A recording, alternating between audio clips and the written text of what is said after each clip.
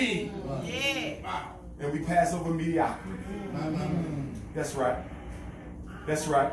You got public libraries closing down all in the black communities all across America. They shut the libraries down. Yes, a big part of it is gentrification, the ethnic cleansing of black folks. And I can guarantee you within the next 5 years, they're going to start gentrifying Selma. White folks is coming back. I done heard Walt Disney that already came and looked at this river right here 4 or 5 times. What? Y'all next. Wow. Y'all next. Wow. Don't sell your property, and if you don't have no property, you better buy it all up right now. Them dollar houses, they will be $100,000 in 5 years and $1 million in 7. Get all the property you can. Every lot, every park, anything that ain't nailed down. That's a learning disability. We're going to come back. But let's talk about this ABT. That's my diagnosis, ABT. For most of you, your child don't have a learning disability. They don't have an LD. They got an ABT. They ain't never been taught in the first place. Did y'all hear that? Yes, sir. Never been taught in the first place. Oh, your son got reading comprehension problems. I'm sure he does because you never taught him how to comprehend his reading. Your child has trouble decoding unfamiliar words. I'm sure he does because you never taught him how to. See, in America, there's one professional, which is why I don't feel sorry for her no matter how much she cries and complains. And that's the white female teacher. She's the only professional in America who cannot be fired for not being able to do her job well. Everyone else in America, if you cannot do your job, you lose it. If a psychologist can't do his job well, we will lose it. If a teacher, if a surgeon or a doctor or engineer, if you're a plumber, an electrician, if you're a hairdresser, I got to practice, but if I want to be a good reader, I don't have to practice. And then you say, well, the teacher don't give my child no homework. Okay, what they got to do with you giving them some homework up your arms? That's right. That's right. And the reason why our children are struggling learning how to read today is because they don't teach phonics. They took phonics out of school. What is phonics? Phonics is about the mastery of the sounds of letters so that you can be able to connect the phoneme to phoneme, the sound to the sound, so you can pronunciate words you've never seen before. That's how you talk. That's how you were taught when you went to school. That's how I was taught in Meade Elementary back in North Philadelphia. Remember the teacher came in, first day of reading class, and she would put the letter A up on the board, and she made everybody repeat those sounds. A. Then she put that B up there. You had to repeat them sounds. Ba. Then she put the C up there. Ka. And then she put the D up there.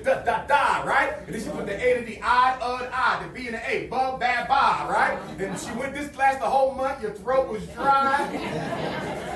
Chloroseptic. You needed a lozenge.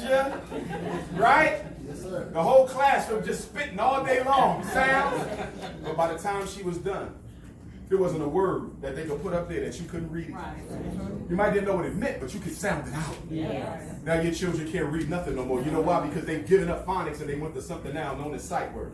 Don't put that on me, Queen Mother. I don't want no fame. I'm a son, man. You can put it on them. You can plug it and face it. But I love the heat. I'm a Leo. Where my Leos at? We got Leos in here. I'm always 21st. Yes, sir. I'm a summer baby. I don't want no cold. You get that from them damn crackers. We're tropical people. I want the ice. I want no damn ice. That's your problem. You've been around ice people too long. And then if you ain't around the ice people, you're around the sand people. That's property.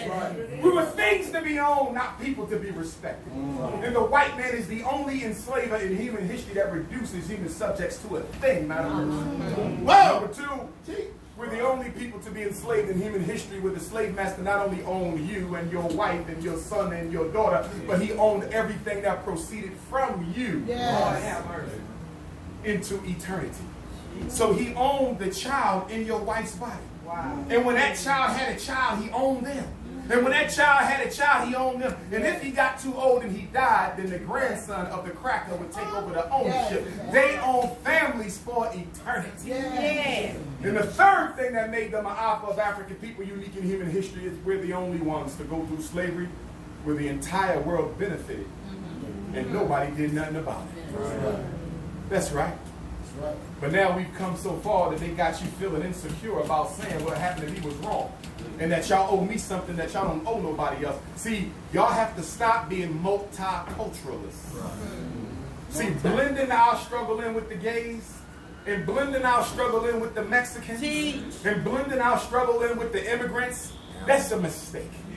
Because the gays don't give a damn about black people. And the immigrants don't give a damn about black people. In fact, when did America first start importing immigrants? 1865, 13th Amendment. Can I ask you a question?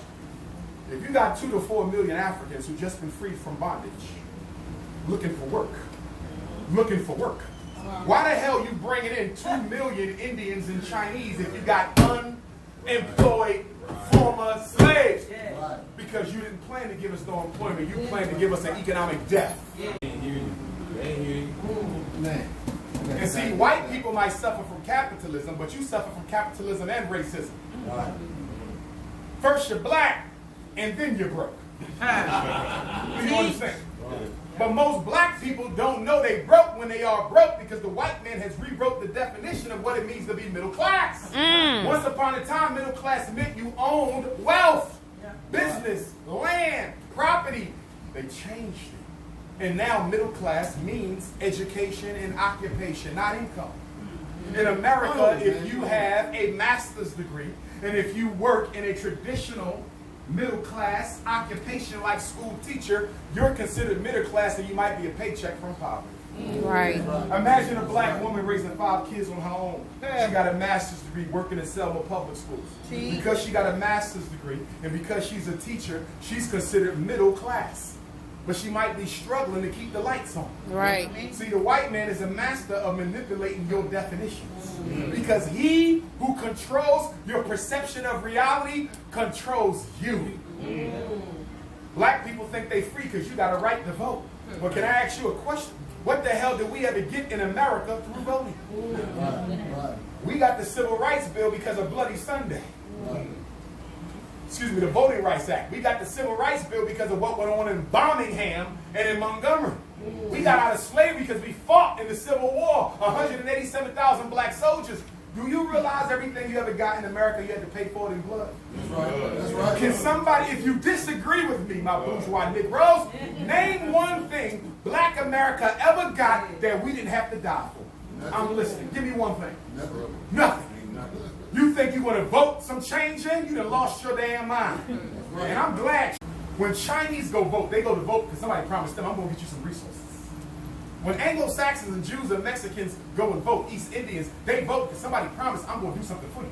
When black people vote, you don't vote because somebody promised you nothing. They don't promise you nothing. You know why you vote? Because somebody said, if you don't, it might get worse. What kind of hell is the reason that to vote? Because of the lesser are the two evils. I know we ain't really got no choice, but I got to do this. Why? Because my ancestors died for me to vote. Objection.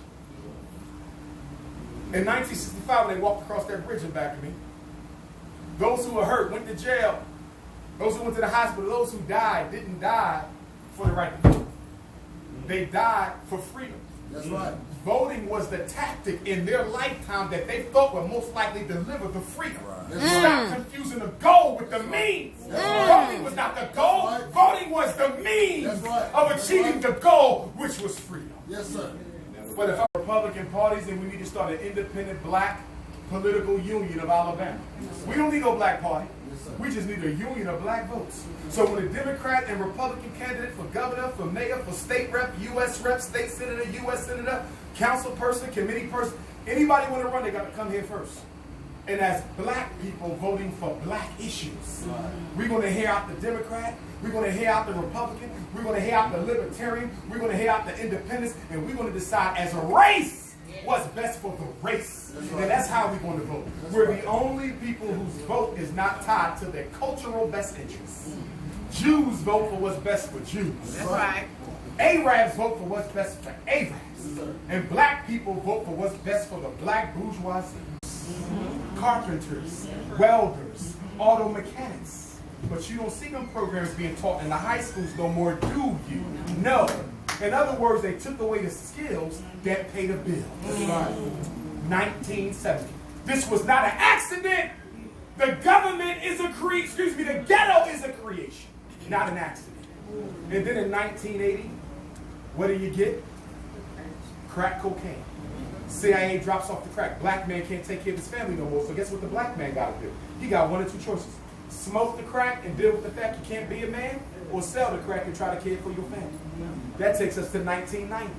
Bill Clinton, federal crime bill. Swelled up the prisons more than any president in American history.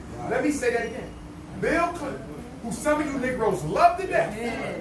Remember, he was the first black president. Remember? Because he smoked weed and cheated. The first black president. Bill Clinton put more black men in jail than any president in American history, and he did it with two things: mandatory minimum sentencing for nonviolent drug-related offenses and 3 strikes and you out. So 1970, we're going to take away the jobs. 1980, we're going to drop off the crack. 1990, we're going to swell up the prisons. Year 2000, George Bush Jr., faith-based initiative. We're going to give money to the black churches so they don't fight for black people. Right there. Can nobody dispute my facts? Show me the black church in Birmingham today, right now, that's fighting against mass incarceration. Show me the black church in Birmingham, Montgomery, Mobile, right here in Selma, that's fighting for better schools right now. I didn't say taking money from the school district. I said fighting for better schools. Show me a church in Alabama right now fighting against police genocide. You can't show me one. Because in Y2K, George Bush came up with a loophole in federal law that allowed black churches to apply for federal grants. And now they're getting all that money. Don't nobody fight for you no more. The black church was our everything once upon a time. The black church fought against slavery. The black church stood up against the Klan. The black church made sure black men had jobs. The black church made sure a black woman had somebody who could help her birth that baby, because once upon a time you couldn't have your babies in the hospital. The black church had the insurance. Look at the black church now. They only do one thing: take your money and make you pay for them to pray your ass in heaven. I'm so sick and tired of preachers, and I'm not against the church. I'm a descendant of black preachers. Hell, I'm probably the best black preacher in America. Where T.D. Fakes at? And Klepto Dollar. Where that? This Negro got a $30 million jet. Did y'all see that? Yes, sir. He said he needed a $30 million jet so he could teach the word of God more efficiently.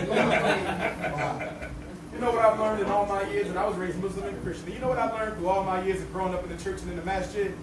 That there's more devils in the church than outside of it. Might be on to something. See, I got a problem with people telling me I got to die to get to heaven. The white man got his right now himself. Right, yeah, man. Right now. I got to die to get to heaven. Chinese man got his right now in Africa. Right. I got to. Why is it nobody else got to die to experience happiness but us? So I'm here today to tell you I'm gonna get mine in this life. I'm not waiting for no death to get what's due to me. I'm gonna get it now, and that's the mindset we got to take. The Honorable Marcus Messiah Garvey said, if the black man would ever totally get to know himself today, we have a new reality tomorrow. The decision is ours to make, and it is an issue of mind. Right. Our problem is, although we are black on the outside, we have been totally Europeanized on the inside. And the purpose of the Frederick Douglass Marcus Garvey Academy is to re-Africanize them, to get them away from the church. And guess what? It became a damn church. Come on. We got our pastors, our deacons, we got our scriptures, and ain't nobody building nothing.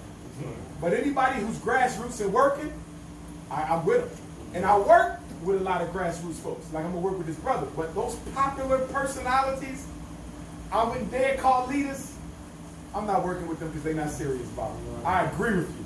It's just that some of them ones up there, the main ones, I know them all. They're not working.